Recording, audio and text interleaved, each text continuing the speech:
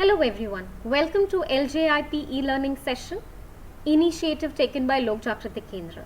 Myself Prachi Joshi from Department of Pharmaceutical Technology. In this semester, I would be teaching you pharmaceutical biotechnology. Before we move further, please like, share and subscribe our YouTube channel Pharma Ignite. Now when you hear the word clone, what is the thing that goes into your mind? For me, it is Star Wars, the clone troops. These are the troops which are similar looking armies, right? Same features, character, dressing, etc. So let's stay, you can say that more specific, that is Xerox machine. You insert the paper, you get numerous copy and a similar one. So here also, we are taking a gene of interest. Right? A gene of interest means what? We desire a number of copies out of it to do research, do practical, etc. And we want in abundance, right? So, we require basically a Xerox machine. Here, bacteria act as a Xerox machine and specifically E. coli, right? And for that, we require a carrier. A gene of interest would not directly insert in the bacteria. We require something which can go along with it and make a number of copies out of them, correct? So let's say cloning vectors. These vectors are extra chromosomal small genome which is used as a vector, correct? Vector means a vehicle which can carry the gene of interest with them and get inserted into the bacteria. And in that bacteria, if you make the culture, they can grow in abundance. So, let's take this figure. How can things be made as a cloning vector? Or you can say how we can make a copies out of it. So, let's see that is a red color, circular shape, say vector plasmid, okay? And a green color loop which is there, it is a DNA sequence. Now in that DNA sequence, there is a sequence which we need to cut down and it is a gene of interest and we need a copies out of that. So what we have to do is, we need to insert that part of DNA which is we are interested in making copies into the vector. Now how we can do that? So firstly, we need to cut open the vectors, right? Now, when we cut open the vectors, it will allow the gene that is what we are interested in to get inserted. Now, how we can cut? We cannot take scissors, how it is shown in the figure, right? There are enzymes which do that. And there are restriction enzymes which cut open the vectors and even they cut the DNA sequences which we are interested in making copies out of it, correct?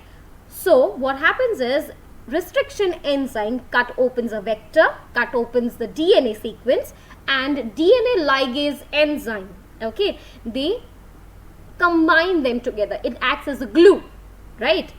So what it does, it acts as a glue and make a circular shape with DNA and vector together, right? So here two enzymes play the role, that is restriction enzyme and second one is DNA ligase enzyme. Now as you can see the figure, there is restriction digestion first, right, of the restriction site. The vector is cut open, gene is cut open and then there is ligation. Now what is the meaning of ligation?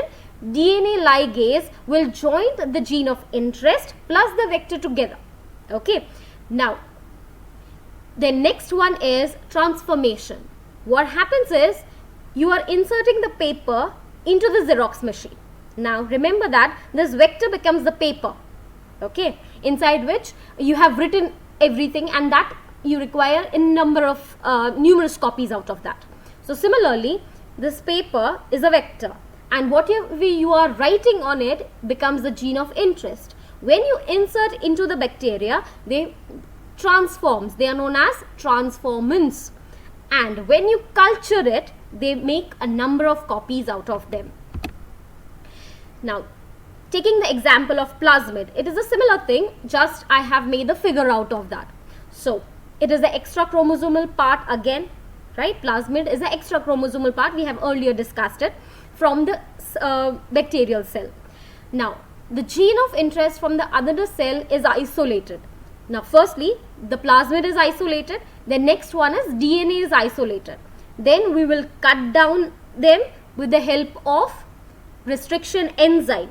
Okay, the plasmid will cut open, and second one, the gene of interest will be cut open. Now what happens is, with the help of DNA ligase enzyme, they form phosphoesterase bond and they combine together. This is known as recombinant DNA. Now this plasmid is inserted into bacterial cell. They are known as host cell. Remember it as a Xerox machine, right? Now what happens is, when you culture it, they will form a numerous copies out of them. So you can get the gene of interest, and with the help of that you can also harvest copies out of it, protein copies.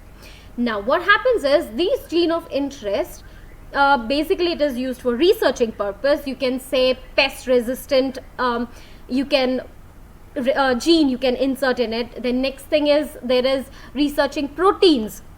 So growth hormones, insulin, then proteins which are helpful in heart attack therapy, right? So they are all used with the help, or you can say they are made out of this plasmid vectors. Now next one is, now what should be the characteristic of cloning vectors when you are using it to make a copy? Now randomly you cannot choose it. Plasmid is one of the popular one, but why it is most of the popular one? Firstly, because it is easily isolated, it is easily purified and introduced easily into the host cell. Next one, it should have ORI, that is origin of replication. We will discuss in detail after this. And there should be ROP, that is protein of replication. Next one is, there should be restriction site. Then there should be selectable markers. Self-replication should be there, and it should be very much small in size. Now, let us discuss each part in detail, why all of this is required. So let's talk about, as you can see the figure is nicely explained each and every part and the question which might be arising in your mind.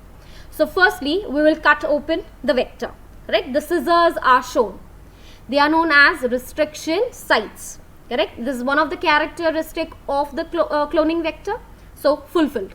Next one is this gene of interest, which is kind of genome, or you can say here they have taken cDNA. What is the meaning of cDNA? A complementary DNA which is inserted. You can even artificially manufacture it and you can insert it, no problem, whatever you desire to manufacture.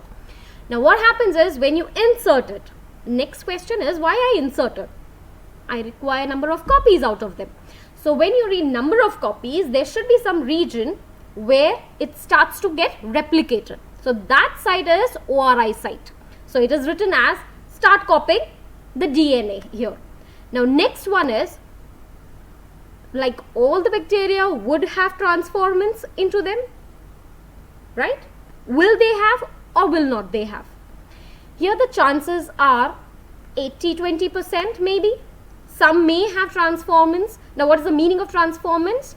That vector plus the gene of interest will multiply in the bacterial cells when the bacteria also grows. But in some bacteria, they will not take up this plasmid. It is not necessary they will take. In the Xerox machine, it is like when you insert the paper will be in number of copies. But in the Xerox machine also, sometimes the paper will get stuck off. It will not give you copies. Here also, in some bacteria, plasmid, or you can say vector, with the gene of interest will not get inserted into the bacteria. So some may have, some may not have. So how to identify it? So actually your vector is growing or not, how we can find out? With the help of marker. They are known as selection marker or screenable markers or reporter markers. These are the names of markers. Now why are marker used basically? Markers basically helps you to highlight something, right? So highlighting anything you can recognize easily or identify that something is growing. Basically we need that only. So markers is for highlighting, okay, or recognizing it. Next, we'll discuss in detail, that is ORI, or that is origin of replication. Now what is the origin of replication? Again, it is the sequence of nucleotides because it is a part of plasmid. But here it initiates the replication. Now how it initiates the replication? Now as we have discussed or seen in the characteristics earlier, that there are ROP, that is protein of replication. So what happens is, in this ORI site, the ROP, that is the protein, binds together. When they binds together, what happens is DNA polymerase enzyme recognizes it. This binding is recognized by DNA polymerase enzyme. When this is recognized, the DNA replication starts with the help of this enzyme. So everything is linked together.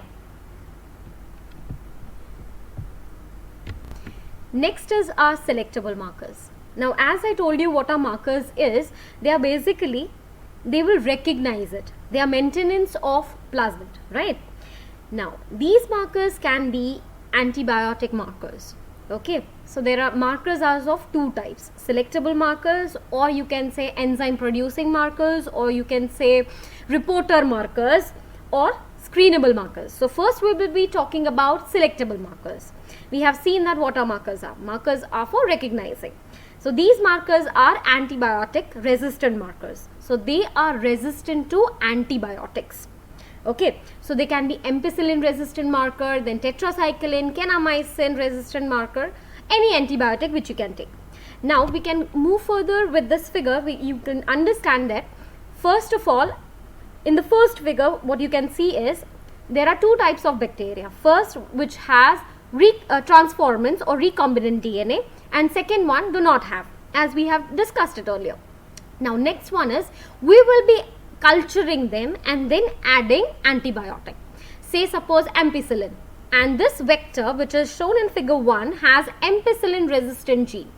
Now when you add ampicillin to it and when you grow it, what happens is, this ampicillin antibiotic will not kill the transformants or the recombinant DNA.